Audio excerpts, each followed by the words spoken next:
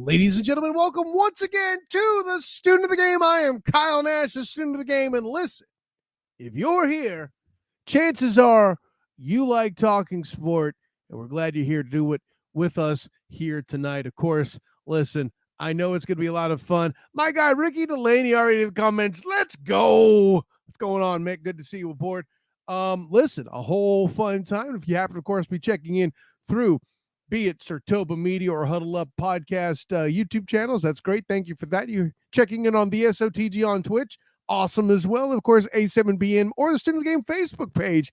We're streaming there as well as on the SOTG on Twitter. By the way, you can also check this out on demand from any of your favorite podcast catchers. I prefer Spotify because you could actually still see the video. I'm not saying I'm handsome, but I'm saying it's an option you still have in that particular instance. Looking to have a lot of fun tonight. Of course, Mikey the Burn will be filling in for a couple teams here in the NFC South this particular week. But we have C. Henry jumping in to talk a little bit of action on the Falcons here. And of course, we'll have Anthony jumping in to talk some Bucks action as well. So a little bit different here. Shouts to my guy Danny Thompson. Now that he's working up in Bristol, not able to talk Falcons has been the tradition the past couple seasons here on the Student of the Game. But not only do I have Seahan coming in to do the thing, my guy Raphael Haynes of the 3-point conversion actually checked in. He has some reports that he can give us from training camp as well. Those will air tomorrow, or you can check it out on the podcast directly at your earliest, most convenience there as well. So he had some very interesting things to say. But nonetheless, here's the thing about the NFC South. As trendy as it was for people to call out how the NFC South was the worst division in the league last year, and rightly so, I have to tell you, they did manage to find a way to improve at least a little bit in one particular way. And I know, listen, I was the first one to wax poetic about the Falcons and their absolute silliness of drafting one Michael Penix at the same time as acquiring one Kirk Cousins. Michael Penix Jr., listen, it's no secret, whether it be here or on the Huddle Up podcast, bing, I was adamant that he was going to be a Heisman Trophy winner or a candidate. Obviously, if I say he's going to be a winner, he's at the very least a candidate, right? And while I still think he should have gotten it over Jaden Daniels, it's me. Hi, I'm the problem. It's me. No disrespect to Jaden Daniels. I think he's an awesome player and a worthy Heisman Trophy winner. No one's talking trash. This is up there with Christian McCaffrey not getting the NFL MVP last year, but me being okay with Lamar Demetrius Jackson doing it, right? Anyways, what the Falcons have done at the very least, regardless of all the bungling that's been alleged in the offseason or in or around the draft when they got Michael Penix or however you want to play any of that, it's proof positive it's an upgrade, right? Then there's the Bucks. I don't really feel like they got too much worse per se, and they locked up Baker Mayfield, which I'm not a Baker Mayfield guy, but apparently he's enough to keep relevance in Tampa Bay, right? He's done enough to throw passes to Mike Evans and company to fire the cannons and get all that rolling, right? But to figure out what's going on with the Saints, literally the most confusing action in this division.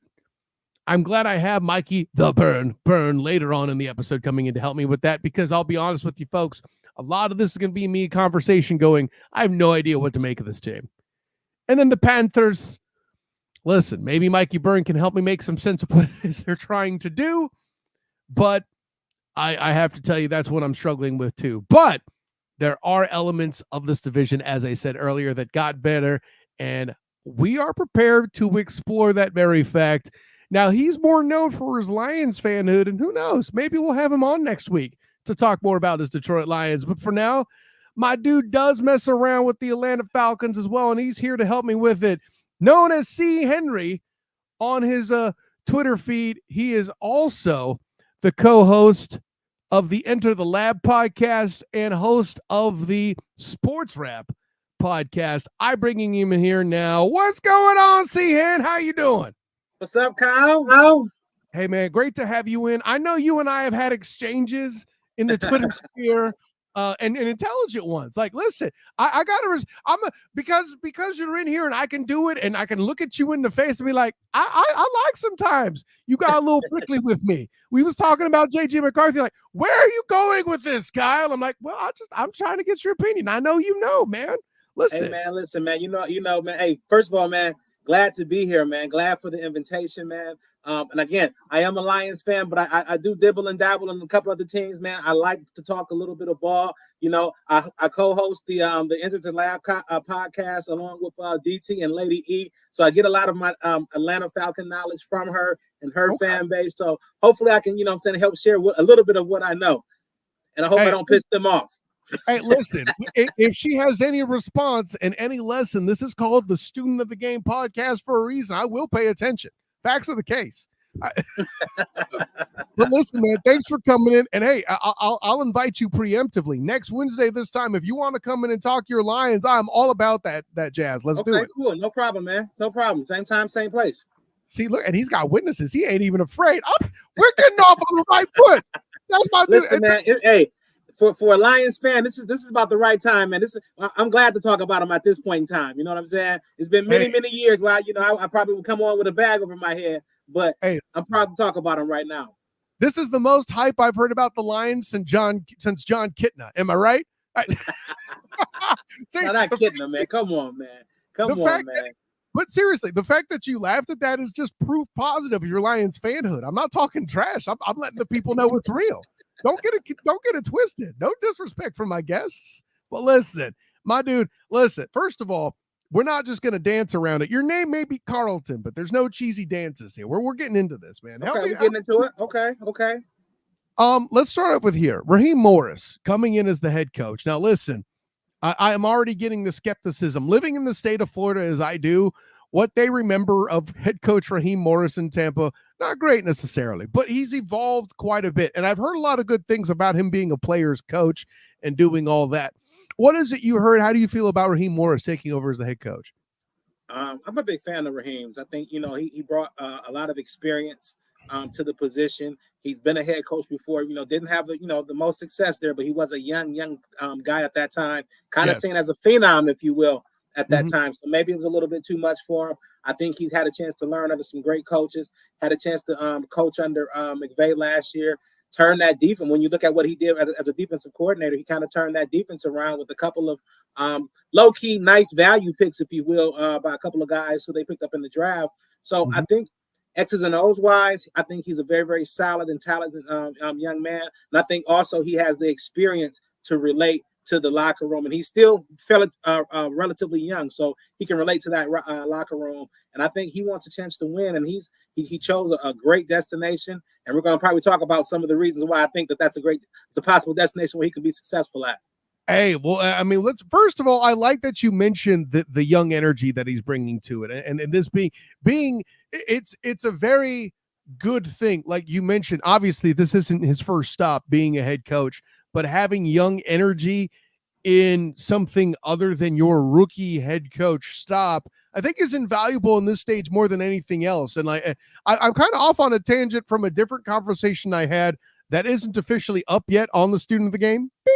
But I feel like there's that's how I do ads. It's a thing, Carlton. Everybody picks it up. It's cool. But listen, man, where I come from with Coach Morris is, if you're coming off young like that, I think the main issue was kind of the same energy with Arthur Smith, is kind of that old school kind of Tom Coughlin, maybe perhaps Eric Bieniemy kind of gruff, you're going to do it my way or the highway kind of thing, where seeing Raheem Morris being kind of a player's coach, I think that's kind of the new wave of coaching and how it's going to be done moving forward. What do you think?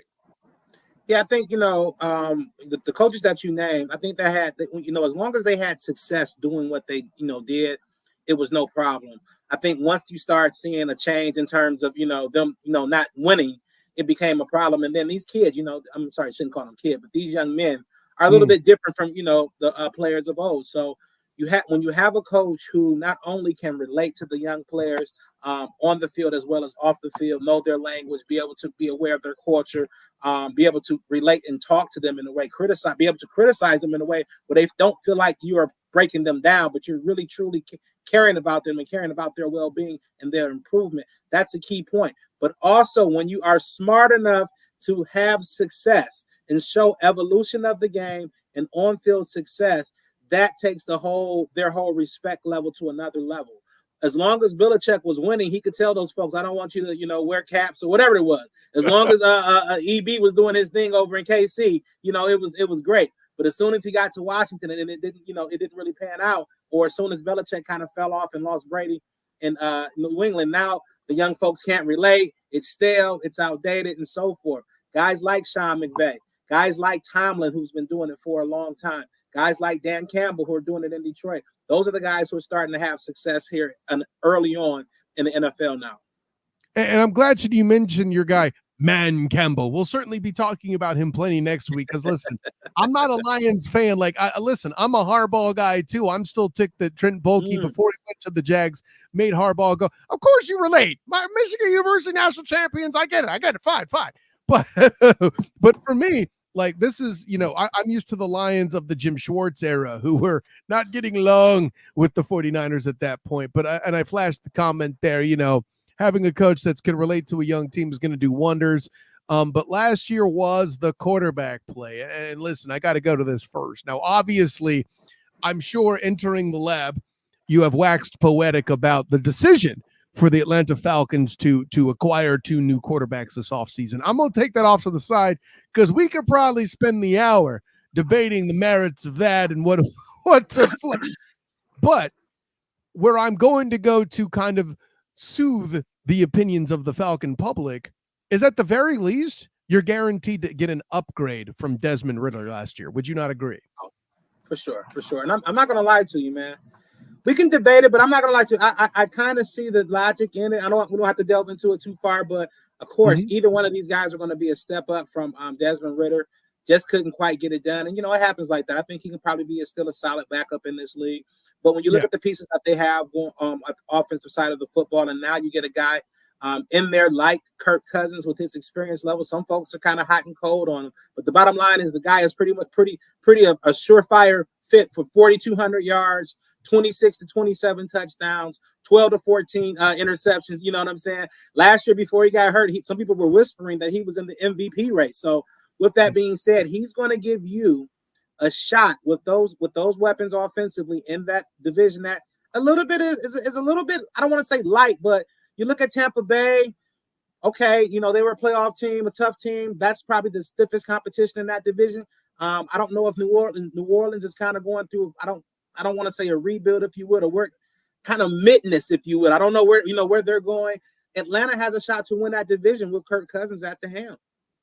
Listen, I don't know who Ray today is in the comments, but there's some fire here. First of all, don't make my anxiety go up around the quarterback decision. Listen, first of all, let me be clear. What me and C. Hen here are trying to, you don't mind if I call you C. Hen, do you? All right, go ahead, bro. What me and C. Hen are throwing down here is, at the very least, the worst case scenario is you've upgraded. That's the case we're trying to make here right now. And then this point right here is what I completely think falls into that. Kirk can at least get us some wins. We have weapons. Obviously, I think Kyle Pitts is due for a breakout year. We have a decent ascending defense, and the Falcons are going to shock a lot of teams this coming season. Well, first of all, let me go into that real quick. The defense. Get me excited about this group because other than Grady Jarrett, and listen, I cover UCF for the Black and Gold Banneret. I know who Richie Grant is because of that, not because of Atlanta. And I know who Mike Hughes is because of UCF and the way his former UCF alum teammate, Gabe Davis, torched him in a playoff game back when it was Chiefs and Bills. Beyond that, I struggle a little bit to get excited for this defense. Can you fill in some gaps? What is it I'm missing? Excited. That's I get with me not being a homer, I don't think I'm going to be extremely excited about it, but I think there is some reason for them to think that there's going to be a step forward taken with that defense. First of all, we talk about the draft. They started off with Penix, as you know, but we're not going to keep it moving. Then they went with 3 straight defensive linemen. Aurora, if you will. He's actually from not too far from here up in Detroit. A guy who's big physical defensive line, gives you some positional flexibility, if you will, can play inside as well as outside. Then you bring in a guy like Braylon Trice, who, in my opinion, fell a little bit in the draft. He's a guy that can give you some, hopefully can give you some pressure off that defensive end. And then you got Brandon Dorless, who some folks thought would not make it, I guess, as far as he would down the draft board. But now you give yourself some ability to hopefully rush the passer. On the back end, we already know about AJ Terrell. You mentioned Richie Grant. Jesse Bates is coming off a great year. The question I would have is who's starting opposite AJ Terrell, and can that player hold up, and also can they put some pressure on the quarterback? So I think there's some reasons to be excited. If you're an Atlanta Falcon fan, I think you got some young players up front who can possibly add some fresh legs to that pass rush, and you definitely got some players on the back end who can make some plays for you and create some turnovers. So I think the arrow is definitely pointing up, but there's still a little ways to go. They got to find an established pass rush. I think depending on the success of Penix, that Dallas Turner Latu pick that may come back to hunt them a little bit. But with that being said, both of those players fell somewhat significantly lower than that pick. So maybe they weren't the only ones who were a little bit down on them. So we'll see how the season plays out, though, man. Hey, Atlanta's got a shot in the NFC South, no doubt. So first of all, my friend reveals himself in the comments. Black Jesus hint. Listen, I'm not going to tell him who it is. I'm going to have you go to Sartoba Media and check out the In or Out Sports Debate, and you can find out who Black Jesus is. Not Black Jesus. Oh my. Okay. Yeah, you guys see him. You're going to check it out too. But yeah, he's going to be in the building. I didn't realize you were a Falcons fan, sir. I hope we're doing him justice. But yeah, and you know what? If I'm off base on anything, man. If I'm off base, right, let me know, man. Let me know, because I'm always willing to learn as well. Hey, listen, let me double down and defend you, C-Han. Like, this is a man that talks intelligence and not only knows ball, but is willing to learn more ball. Man of my own heart. There's a reason why he's on this show. I'm just saying. Anyways, so listen, you explained the defense situation and such that it is. Let me put in the third whammy here, if you will, about what I find intriguing about this Falcons team. That schedule's pretty friendly. Come on, Carlton. That schedule's pretty friendly for the Falcons, ain't it? You know what? I'm gonna tell you. We don't know. Let me tell you where I'm coming from, because I can respect, because you see, you got a little pressure on you. You got panelists that if you get back there, be like, "Hey, I heard what you said on the Student of the Game. It's not right." Listen, man. It's all good, man. Hey, I welcome all the smoke, man. You know what I'm saying? I welcome all the smoke, man. And you know what? And when we come on the right side of things, we don't mind rolling people up in the pack. You know what I'm saying? So it's all good, baby. Welcome all the smoke. let me take my share. Let me take my response. Okay. Got my back out. Here's where I'm coming from. No, we in this together. There ain't no one got to apologize. There's no bad here. What I'm trying to say is this: the advantage that jumps off the page to me is that the Bucs are playing a first place schedule, right? And we'll talk to Anthony about this in the next segment, but the Niners, the Ravens, and your Lions. There's a very realistic chance that stretch goes 0-3 for Tampa Bay. The Steelers, the Seahawks, and the Vikings are the alternative to what, meaning that's who the Falcons are facing. Okay. I'm pretty confident that, and I love Justin Jefferson. That's not the issue. I'm pretty confident that your boy Kirk Cousins lights up on his former team. And if he doesn't, it would probably be because he's been hurt by then, and Michael Penix will do the same with that group. Here's the key. And I understand that they do play the different caliber of schedules, and that definitely plays into play. But what I will say this, just looking at the schedule, some of those teams that you mentioned, you said that they're playing. Is this a fourth place schedule or third place schedule? I don't want to disrespect them, but whatever it is, it eases up at the end, We're talking about Chargers, possibly. We don't know what they're going to be. Minnesota going to be probably a mid. I got them in that 7 to 8 win range. F7 to 9. Las Vegas, the Giants, Washington, Carolina. Now that's a very soft landing. What's that? The last 6 games, but those first 11, Pittsburgh, Philadelphia, Kansas City. That's a tough slate to start the season.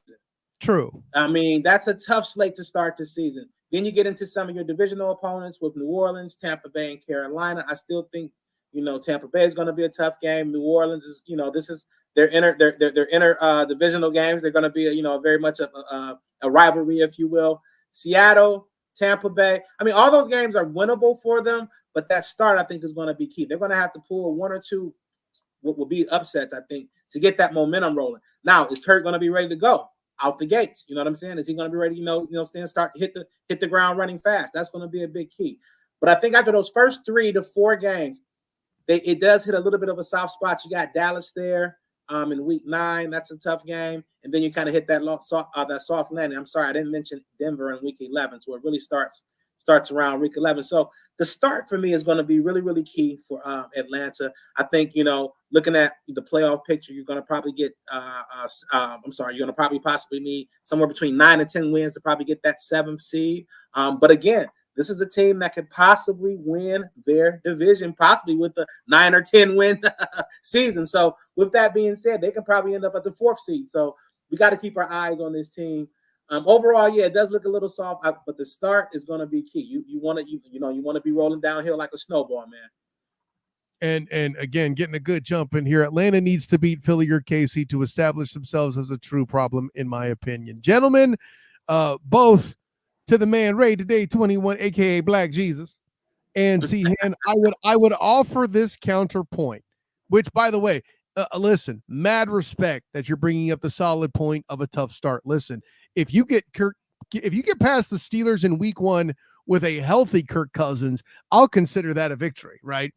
Those critics like me out there who were worried that another Brett Favre scenario is possible there in Atlanta, where protection problems are becoming a bit of a history outside of Bruce Matthews. Shouts to him, by the way. Excellent tackle. I feel like if the Falcons, in fact, do open 0-3, they're still pretty solid. And let me tell you where I'm coming from, and then you could tell me what you think, or if I should be reported to HR because I'm under the influence of a recreational drug. Okay. So it's without hesitation. Oh no, I'll call him up, Cal. I'll take you down. No. It's the way I have it broken down here in my notes is I see 4-2 in the division, right? I think they sweep Carolina. They split the Saints because they just always play each other tough, right? And then I think they split the Bucks. Okay. Mm-hmm. I think they split the NFC East. They probably lose the Eagles game. Let's say the Cowboys find a way to be organized enough to beat them. There's no guarantee there, but I'm even willing to let the Falcons falcon, or FraudCon, as I call them on occasion, and lose to one of the other NFC East team. I'm assuming it's going to be the Red Tails, Commanders, getting in there. I think that's it, but I have them 2-2 NFC East, right? Okay. And AFC West. Listen, what we've come to realize is happening, in my opinion, in Kansas City with the AFC West is tantamount to the Patriots in the AFC East. They're the top of a very easy schedule. Okay. Not schedule, division, I should say, right? All 3 teams, I can make the argument, are rebuilding, and maybe the Chargers are the best of it because they have the quarterback. Right. I think they go 3-1 over that group. Okay. And then finish 2-1 with those 3 games we were talking about earlier. Steelers. You got them 11 wins? I got them with 11 wins, homie. I mean, is that no? And this is not ceiling. This is not ceiling. This is off the top, off the rip. 11. But when I break it down, is it that nutty? Like that's bold. That's bold, Cash. Kyle, okay. I'm sorry. That's bold. That's bold. I like that's Cash. Bold. Stick with Cash. That's cool. I'm sorry. The Kyle Nash. You know what I'm saying? The Kyle Nash. You know what I'm saying? It all matched up for a minute. Then I was thinking about Cash. Like, how much would I bet on that? You know what I'm saying? First of all, that was a great response too. But listen, you're the right demographic. I'll just drop it straight cash, homie. Right there, you go. That's what I'm saying. That's what I'm saying. 11. There are a lot of Atlanta fans right now rejoicing at that. I'm gonna tell you what. Hey, for all I can see it. I can see it. I can see it. But I think that would be like their ceiling. I think that would be their ceiling. I think no one has to agree. I'm just telling you the line isn't absolutely crazy. No, it's not crazy. But okay. I think it's about as high as they can get, and everything kind of going good. And to your and Ray's point, I do believe you can come out of that. It's a tough start, but you don't have to be. You can come out of 0-3. I do believe that. I do believe if you're 1-3, if you come out healthy and it's a competitive 1-3, and then you hit a New Orleans, Tampa Bay, Carolina, okay. But with that being said, Seattle, I think, is still a tough game for them. Sure. The AFC West, I do agree there. I think Washington and New York could possibly be tough games for Atlanta. I don't know if they go 3-1. You said 3-1 against the. To me, it's more so maybe 2-2 against the AFC West. I won't rule out 2-2, and if I'm off, but I had 2-2 at first, but I'm like, the reason why I pulled back is I don't see a first-year Jim Harbaugh team having the firepower to compete right now, because he's going to try to beat up and control the ball, and with the quick scoreability of Robinson and Pitts and London and that group, if you are even a bit off and you give a chance for that long ball to happen, it's going to get there. Say what you will about Kirk in big spots. I do have to double check if that Charger game is at 1:00. but it is a 1:00 game. It's a 1:00 game. So there you go. Game. Yes, it is a 1:00 game. I'm gonna tell you that's interesting, because I'm more so. I think I'm more so 2-2 against was it the AFC West, and I think Seattle, and I think there's one other game. I don't know if they go 4-2 against the division. I can see it. I'm more so maybe 9-10ish, 11 if everything goes right. You know what I'm saying? But I'm not 9-10 wins either. We're listen. I'm not going to throw out my gauntlet and slap you across the face if you're going to tell me 10 wins. We'll let that slide, buddy. That's fine. That's fine. Mm-hmm. But the question will become that Commander game. That's going to be a crucial game. That Commander game is going to be a crucial game. There are a lot of teams who are kind of in that tier where they can take that step up. They're dangerous. They're dangerous teams. You know, maybe they can be 1 or 2 players or 1 or 2 injuries away from being a 7 or 8 win team to a 9 or 11. I'm saying 9 or 10 win team. So, which one are you going to be? There you go. And that's going to be the test of new coach Raheem Morris. And I think that's where him relating to players and keeping them in it. Can you imagine if Arthur Smith's group, if it was still coaching this team, they went 0-3? Could they keep this locker room? Then I would agree with your concerns a lot more. But Raheem Morris, and again, this is a guy who saw Raheem Morris's name, is like, I don't know, man. But wiser minds such as yourself and other people were like, it's a new day, Kyle. Give the guy a little bit of credit. He coached with Sean McVay, and I do remember a day in the NFL where if you had lunch with Sean McVay, that was enough to get a coaching consideration, right? So I think it's going to be a lot. It's going to be a lot of pressure. I guess I'm looking at their depth chart. Clark Phillips is right now currently atop the depth chart, opposite of AJ Terrell. I think that's going to be very, very interesting. I thought he was more of a slot guy, but we'll see how that goes. But defensively, they got some guys. If they can find some pass rush, Arnold Ebiketie, if he can find himself, to kind of be a solid guy defensively. They get some guys who get after the quarterback. I think they can make, some things happen, make some things shake over there in that division. But very interesting team to watch. And again, we didn't talk about Bijan.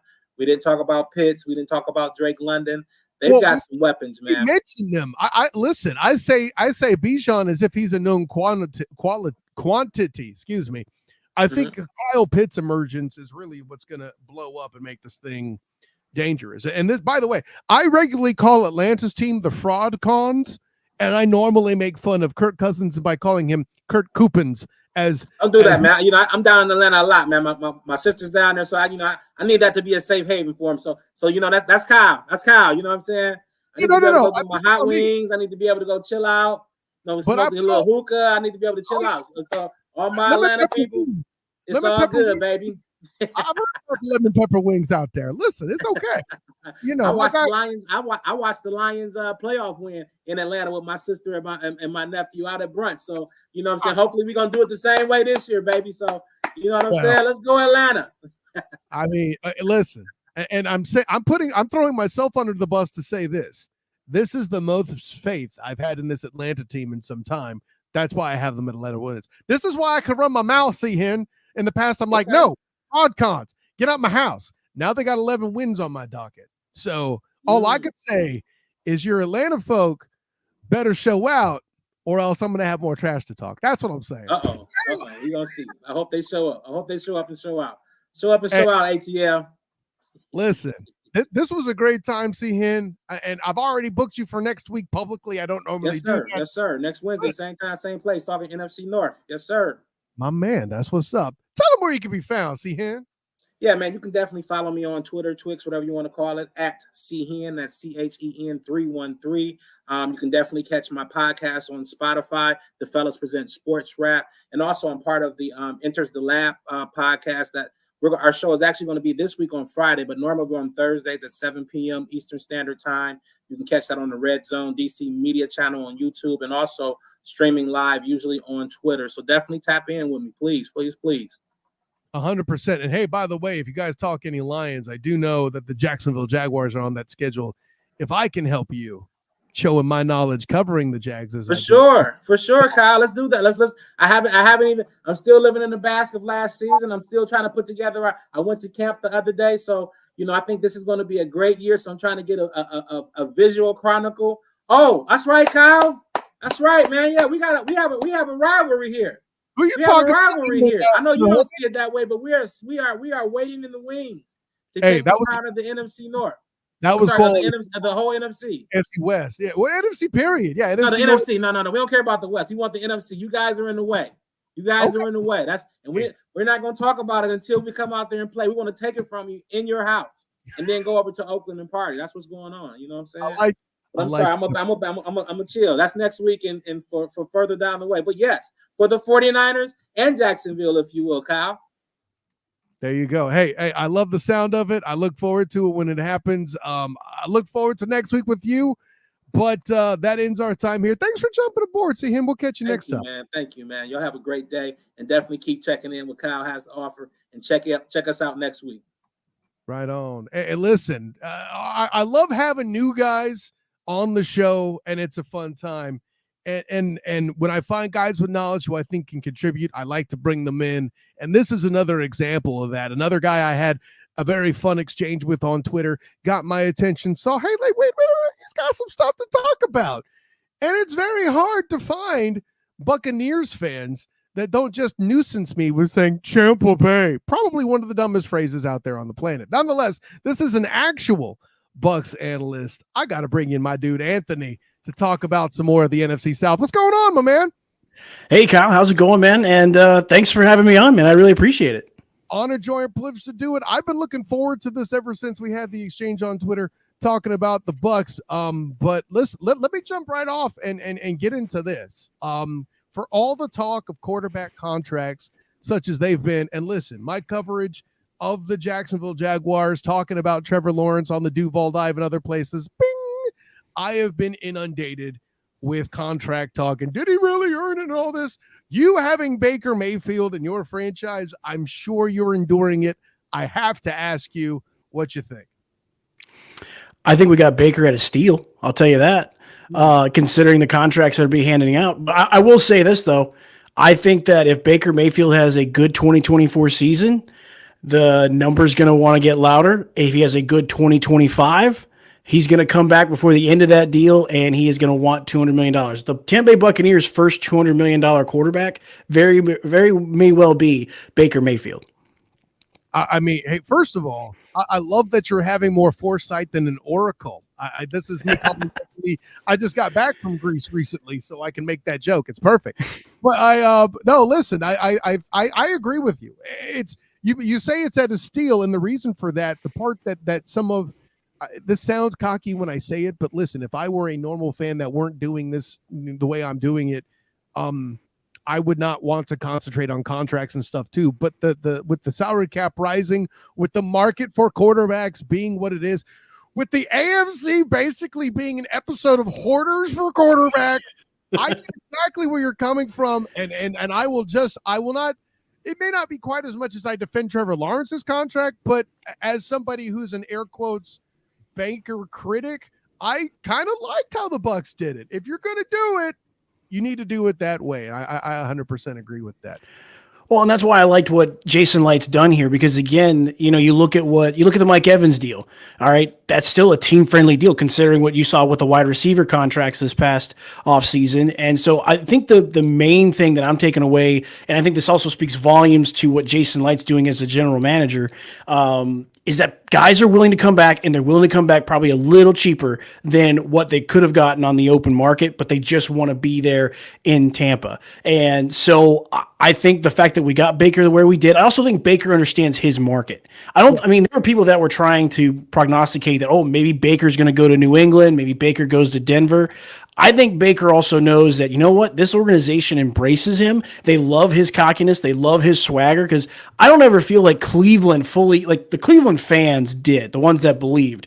Right. But the Cleveland organization itself, I don't ever think got really behind the attitude that Baker Mayfield brings to the table. So I feel like they're always kind of cautious with him. Like, all right, we don't want him to be himself too much, but ultimately, I think Baker Mayfield knows that Tampa's the best place for him, the best fit for him, and he wanted to make it work, and he was willing to probably take a little bit less money so that way he could also get some of his other guys back.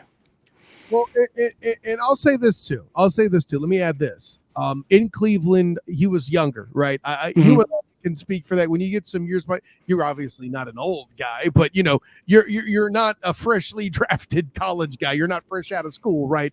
Mm-hmm. And you're a little older, you get a little wiser. I think that happened here too. And again, as a guy that's been a critic of Baker early on, some things we're coming to find out later how injured he was in Cleveland. Mm-hmm. That didn't get enough press, in my opinion. We're too busy hearing about Mary Kay Cabot and him having conflict instead of what actually happened to the poor guy, right? Right. Going to the Rams, being in an organization that has seen a couple Super Bowls, I think made him mature real fast and got him in there. Did he, he wasn't in a place where you do a whole much, but learn mentally. I liked what he did. He could have very easily made me look a fool picking the Bucs over the Eagles, who I saw were clearly sliding. Instead, he took care of damn business and didn't look bad in the playoffs doing it, by the way. Right. I loved his playoff performance. I was shaky. I'll be honest. I wasn't sure. I was not sure. Given you go back to the year before with Tom Brady and when they played the Cowboys on Monday Night Football in the wild card, you knew Tampa wasn't going to win that, but you were still kind of hopeful. I was still shaky because even though Philly was on that slide, I'm like, they still have Jalen Hurts. Maybe they right the ship that night. Anything can happen in the playoffs, but then I saw the way Baker Mayfield played. Obviously, Todd Bowles did an outstanding job calling that defense against Jalen Hurts, and so I give him all the credit. And I'll even say the first pick in that Detroit game in the playoffs, the division round, not his fault. Mike Evans doesn't tip that one up. Chauncey Gardner-Johnson doesn't pick it off. The second one, that's on him. I mean, he got pressured, and I'll give Detroit a ton of credit. They were able to get pressure on him in that final drive, and that's how they got the win because we just couldn't block up front to give Baker that time. Hey, you listen, Detroit is good at football too, man. And listen, as somebody who is a Niners fan that saw Christian McCaffrey fumble a ball in the opening drive of the Super Bowl, even stars make mistakes sometimes, man. I get it. I'm not going to get on Mike Evans' case, but I'm glad you brought that up as a fact. I happen to agree with all of that. Listen, it's kind of a theme on this NFC South show. I'm the brightest on some of these teams I've been in a minute. But let me take it to this. There's elements of this Bucs team I feel like are aging a bit, right? How much do you think that's a factor going into this year? I mean, it's a big factor. I think if you look at where the age is, I think you're talking obviously wide receiver because Mike Evans is now over 30. Chris Godwin's approaching 30. You have the linebacker position where obviously Levante David, you're just continuing to hope he plays at an elite level even though he's at the age he's at. But those are really the two areas that I feel like Tampa is really the oldest, but also those are probably the two most premier positions when you think of Tampa, Mike and Levante David. Whereas I think there's other spots on this team where we are younger, and I think the Tampa team is relying on those second-year guys. But, yeah, linebacker, I like KJ Britt. I thought KJ Britt did a fantastic job coming in for Devin White last year, where Devin White was just being a liability, and that was especially in pass coverage. And the other problem was too is that he was good at the run, but he was also lacking in that towards the end of the season. So I'm happy with KJ Britt. Is he the heir apparent behind Levante David whenever David decides to retire, whether it's after this season or the following season? I don't think KJ Britt's that guy, so Tampa's going to have to find him a replacement. But I think ultimately, Tampa's hoping that Mike Evans continues on the trend he's been on, and I think they're hoping the same for Levante David. I think Chris Godwin looks the best he's been since that injury. I think he's finally probably fully healthy from that, got some of that explosive burst that he had before that injury, before he lost his knee to the New Orleans Saints. But there is obviously that concern because Mike, you want him to continue to play well, but obviously injuries happen. You don't know what's going to. I mean, the Bucs already lost a guy that they were going to have competing at the left guard spot in Suapeta today with a tore. I believe it was either MCL or ACL. I can't remember off the top of my head, but a knee injury that's going to keep him out for the season. So essentially now they're relying on Ben Bredesen to step in and now be the starter, where there's now going to be no longer a competition. So that stinks. But I mean, I think you're relying on Mike Evans. I don't know if we can get 13. I mean, I say that. I don't know if I can say that. Mike Evans has had 3 double-digit seasons out of the last 4 with touchdowns.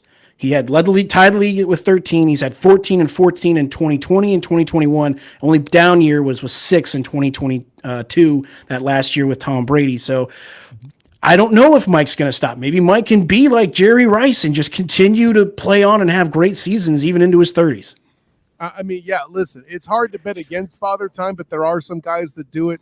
And if, to your point, if the receiver core has the depth to have Godwin back better than he's been, to reduce stress on Mike Evans only helps the team, undoubtedly. By the way, can you guys stop with the damn off-season O-line injuries? It's depressing. Isn't it somebody? You're telling me. Ryan Jensen, like this is a thing, and I didn't think about this during the offseason, but I was reading it somewhere, and this brought up a very good point. You think about the reason why Tampa's had the worst rushing attack the last 2 seasons. Think about this: you go into the 2022 offseason, Tom Brady suddenly retires, and then we know he comes back 40 days later. But shortly after Tom Brady's first retirement, Pro Bowl guard Ali Marpet decided to retire.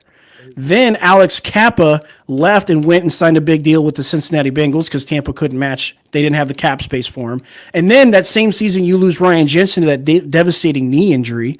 And then you go into the 2023 season. You're hoping that Ryan Jensen comes back, and you're only having to fill that one guard spot. I don't think Tampa was.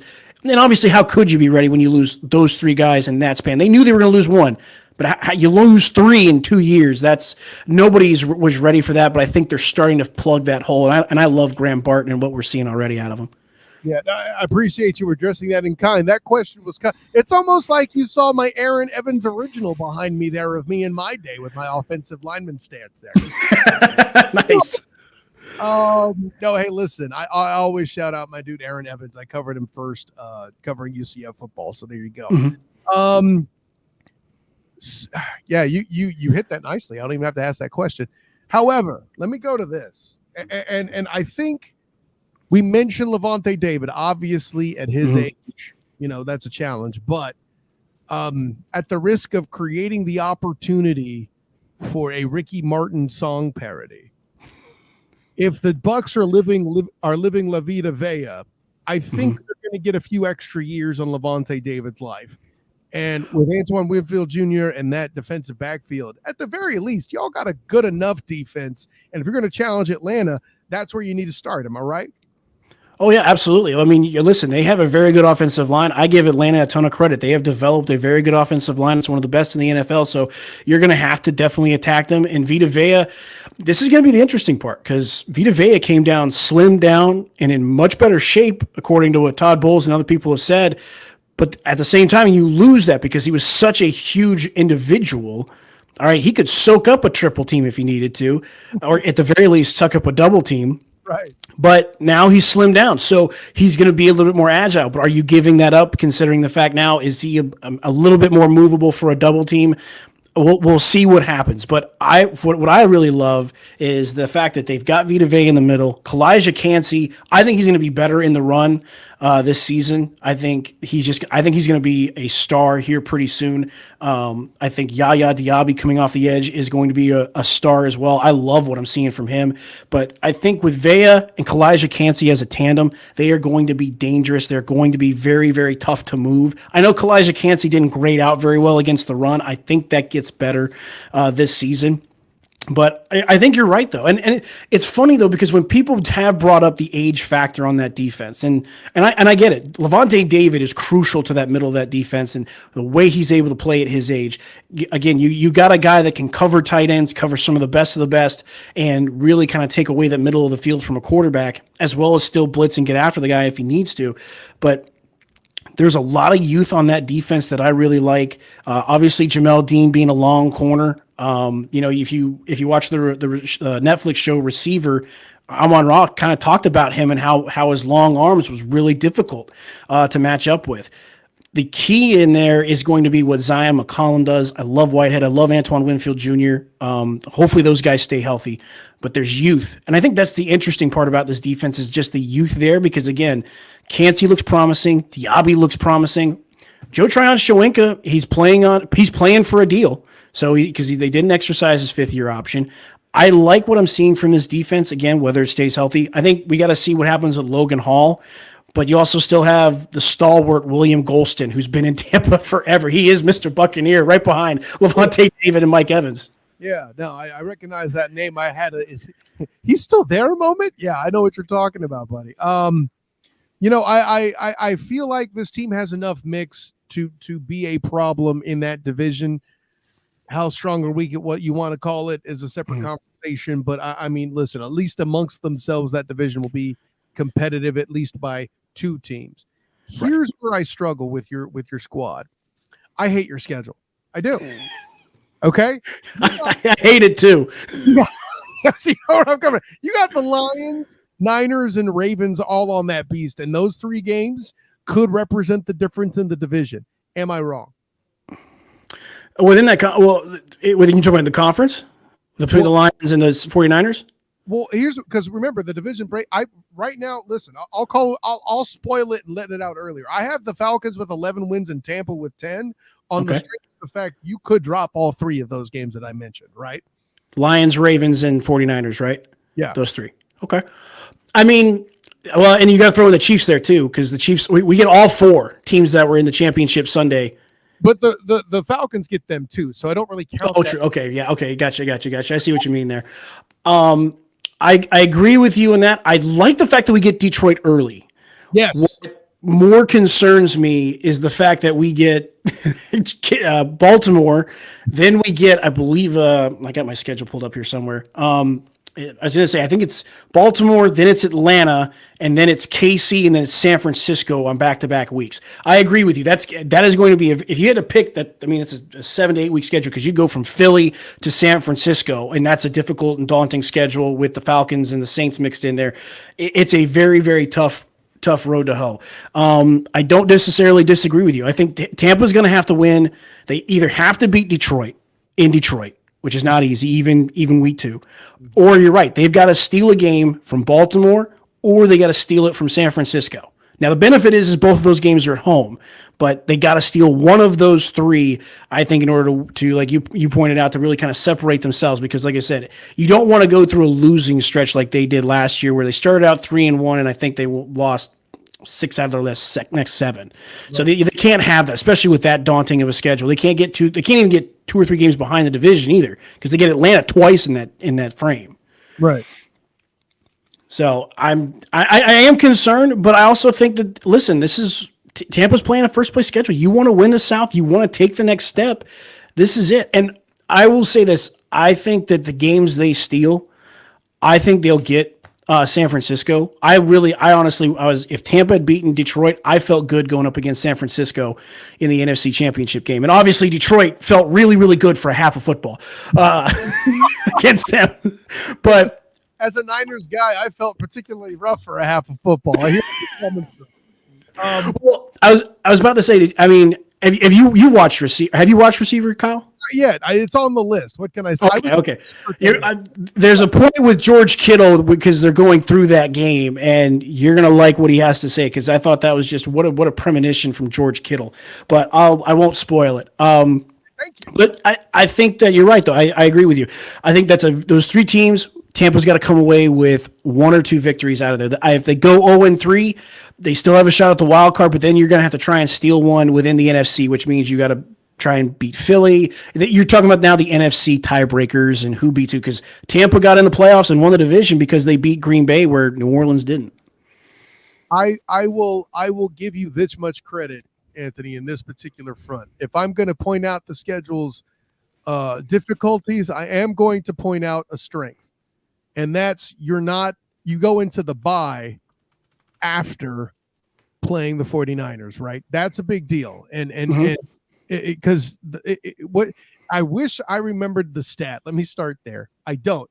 But if I remembered the stat, it would state something about the horrible record teams have the week following playing the 49ers because it is, in fact, a painful affair to battle the 49ers. You have a bye, then you have the Panthers. Sure, it's a division game, but come on, level with me. You're going to sweep those guys. Let's not even go there, okay? I listen, Carolina, they'll be better, but I don't think they're there yet. I think I like Dave Canales.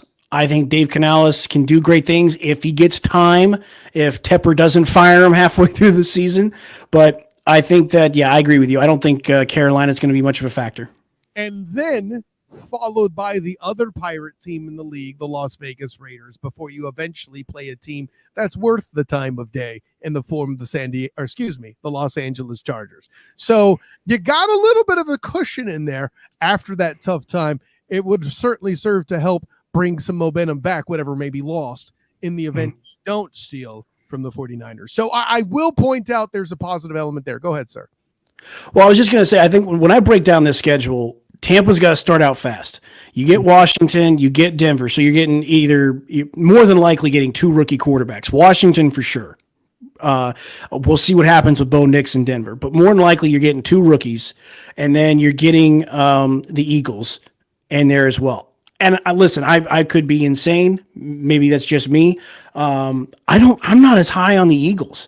Like, I know they got Saquon, and I know they brought in Devin White, and I'm sure they got some guys in there on defense, but I'm not entirely sure. I mean, I know Vic Fangio has will get a good defense in there, but I'm just not overwhelmed. That I don't think the Philadelphia Eagles are going to overwhelm the NFC like they did 2 years ago. That's just me. Yeah, no, that's a fine point, and that is a big question mark. It depends entirely on what the coaching changes as for the offensive coordinator, how that delivers. Because if you don't, Nick Sirianni's gone. And listen, I've had that conversation to an extent.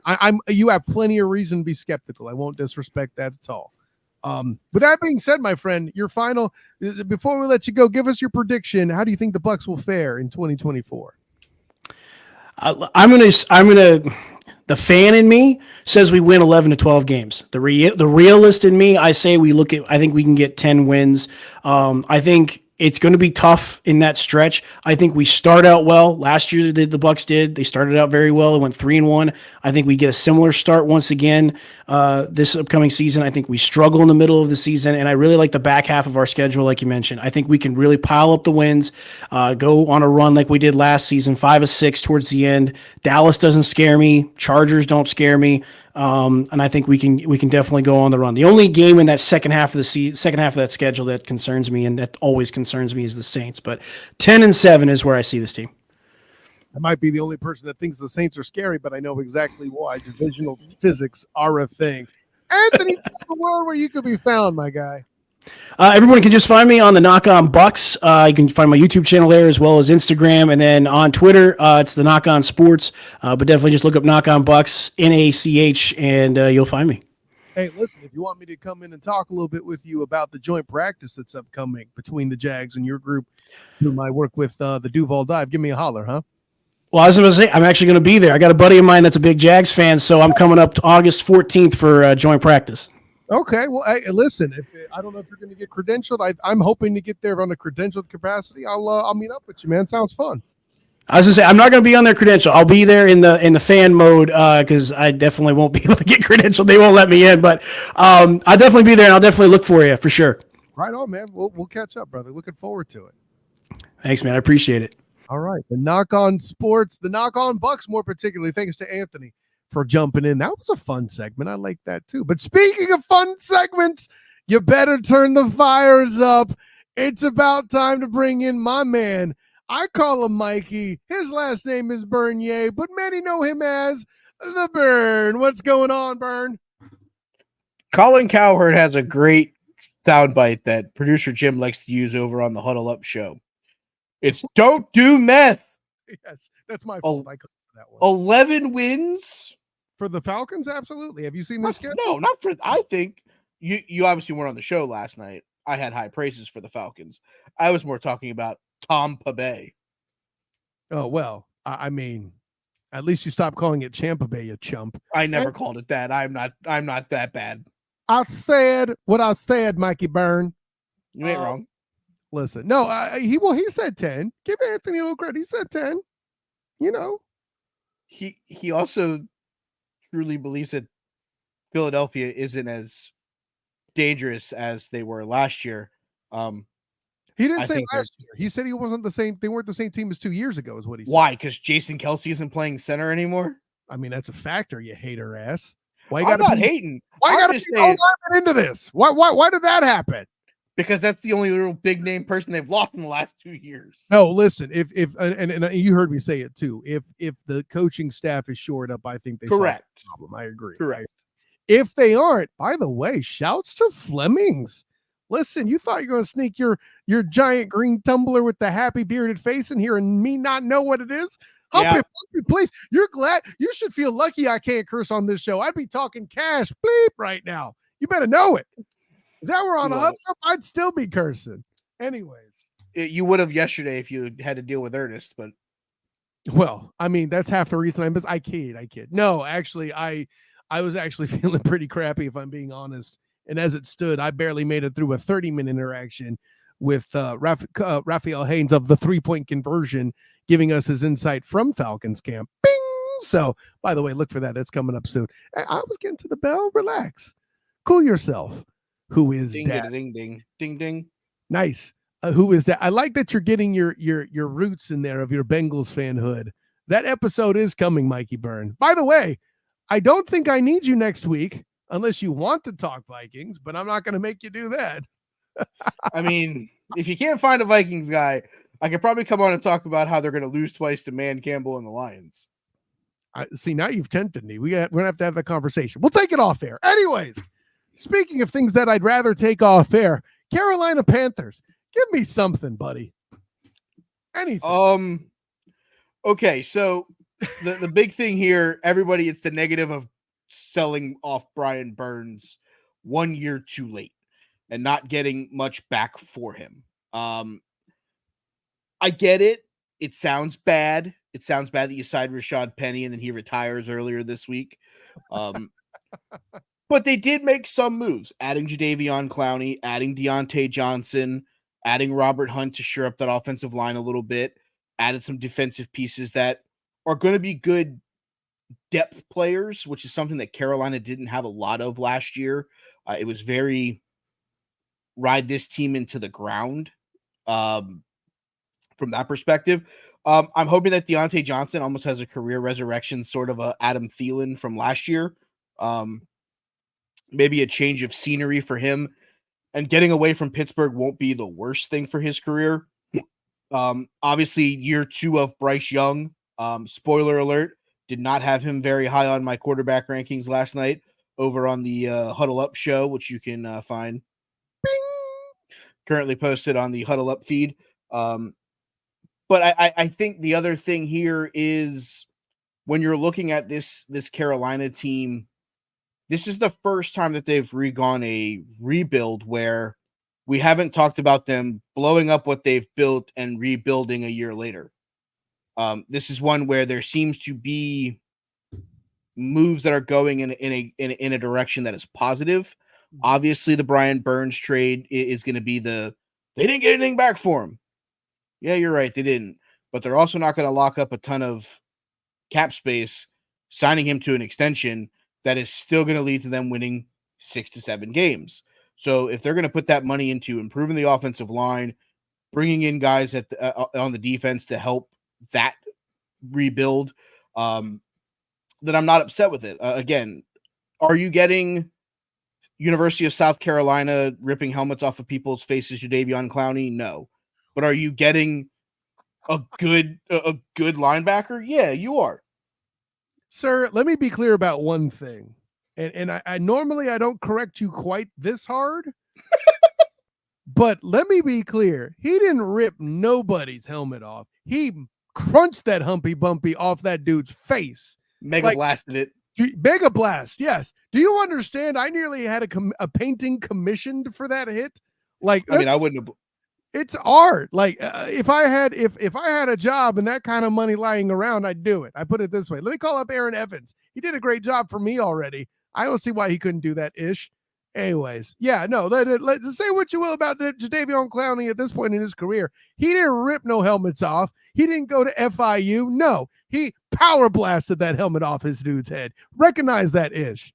Anyway, you're not wrong. You're not wrong. So, but this Carolina team, I think the important thing here is the continued growth of the rebuild. Mm-hmm. This is not a team.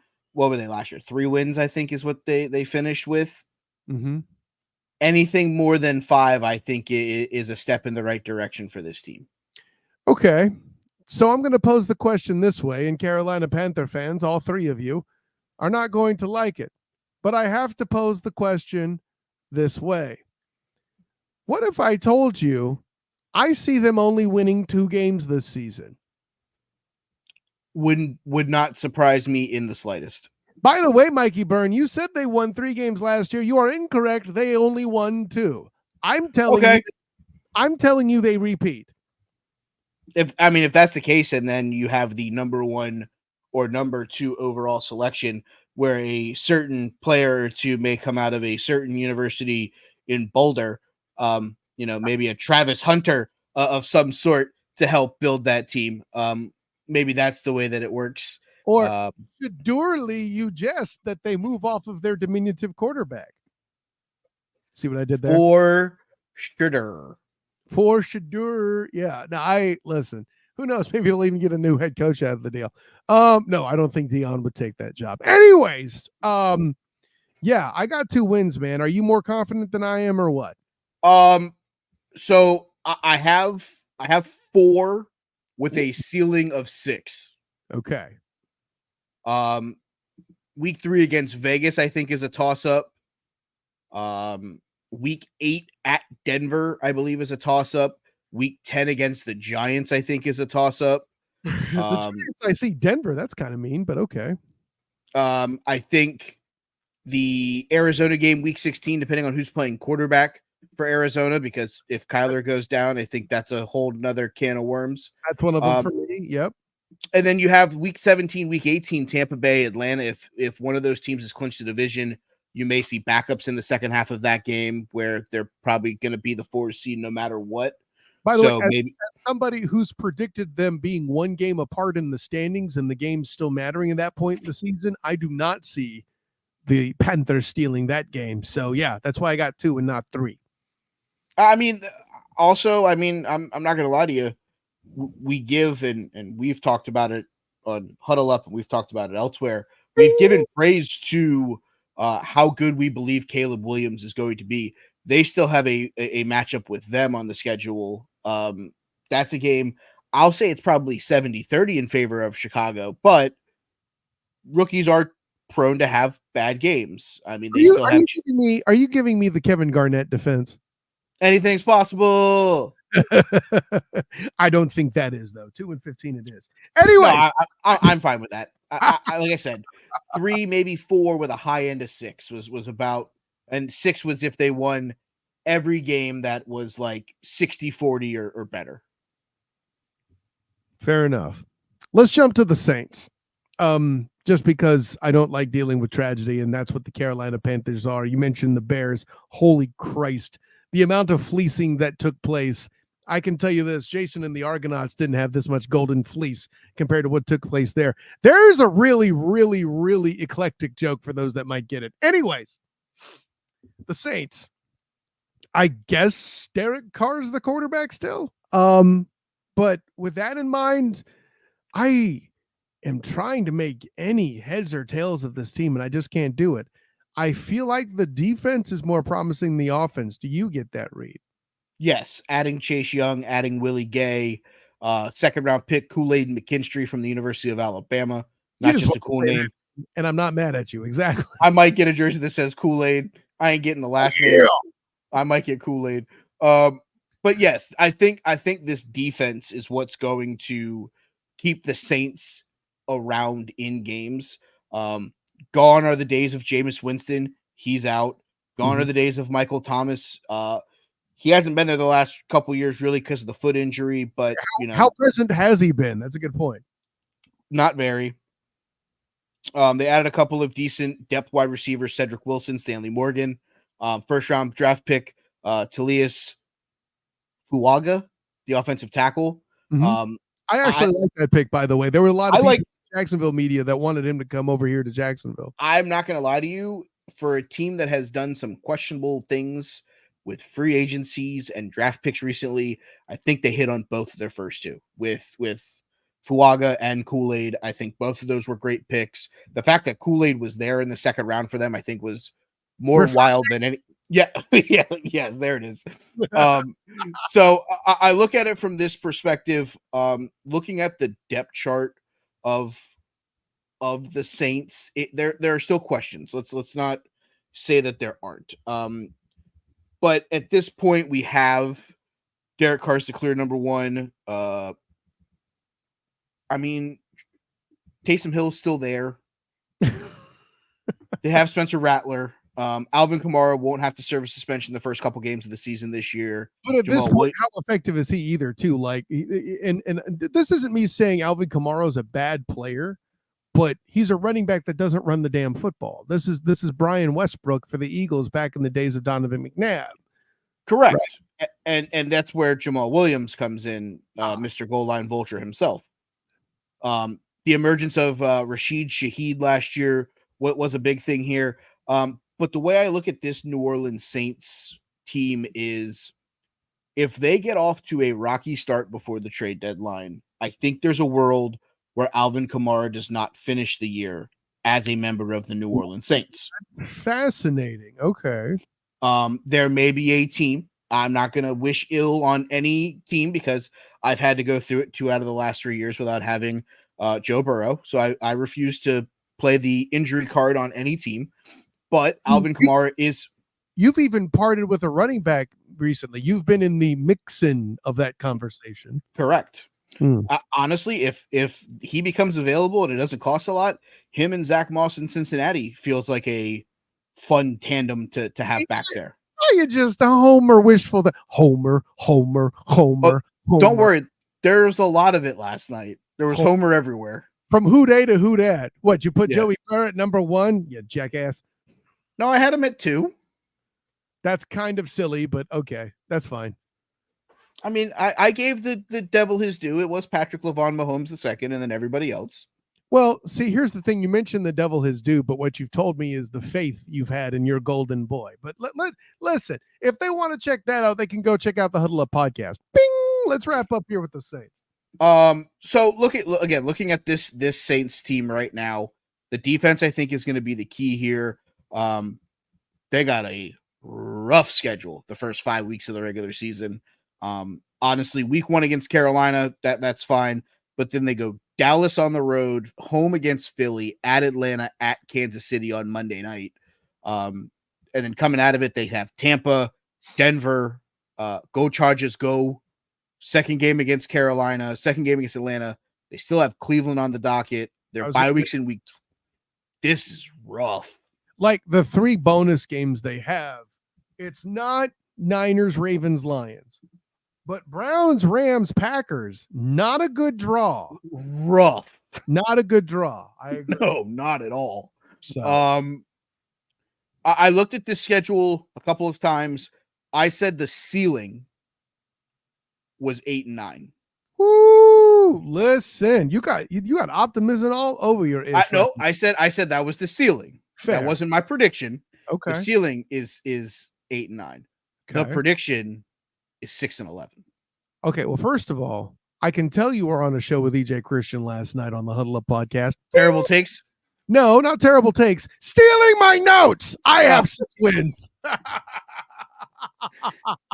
So, yeah, I mean, you mentioned a lot of it there, too. I think you laid down a lot of the reasons I would have. And listen, between Hen and Anthony coming on and doing an amazing job, I don't need to belabor the point any further. We're already an hour and 10 minutes in. So great job by you, obviously, trying to find a way to make the Panthers and Saints palatable. What you got there, Burn? You can thumbs up on that. Yeah, I did my best. Let the world know where you are, my guy. You can follow me on Twitter at They Call Me Burn. I call it Twitter. I don't call it X for other reasons. Yes, you're a family man. People don't need to think you're on X. Got it. Correct. Exactly. X is going to give it to you. Shout out to my guy, Perk Thuggins, new quarterback for the Atlanta Falcons. Should have went with the number 10. We could have put Perk 10s on the back. Kirk Thuggins? Is that what you just? Perk Thuggins. Perk Thuggins? What's going on? I don't Atlanta, baby. We sent him to Atlanta. He's getting real with it. I love it. You can follow me on Twitter at They Call Me Bird. You can listen to me talk about wrestling on the Take 3 Wrestling podcast with Big Jim. I hang out over on Huddle Up every once in a while over at the Huddle Up stream. Bringing back the FKC Fantasy Hour. Me and my friend Ryan are bringing that back. That should be a lot of fun. But other than that, guys, this is what the 7th team in 5 weeks. 5th week, exactly. And by the way, considering the fact that it's that hard to find a Vikings fan out there, I might need to call you again, homie. Just throwing it out there. Skull. Yeah, that doesn't make it look any better. I don't blame you. Of course, I'm Kyle Nash, the Student of the Game. You can find me on Twitter, Instagram, and Threads at the SOTG. Find me on Facebook as the Student of the Game. Check out my writings with Jaguars on SI, the Black and Gold Banneret, as well as the 3-point conversion, and check out, of course, also the Duval Dive podcast. It's on Thursday this week at 11 a.m., but normally on Friday. Might see some special Sunday editions, depending on how preseason goes, by the way. So look for all that upcoming with my guy, Travis Holmes of Big Cat Country, and also the Night Shift podcast, the Black and Gold Bannerets UCF Sports podcast.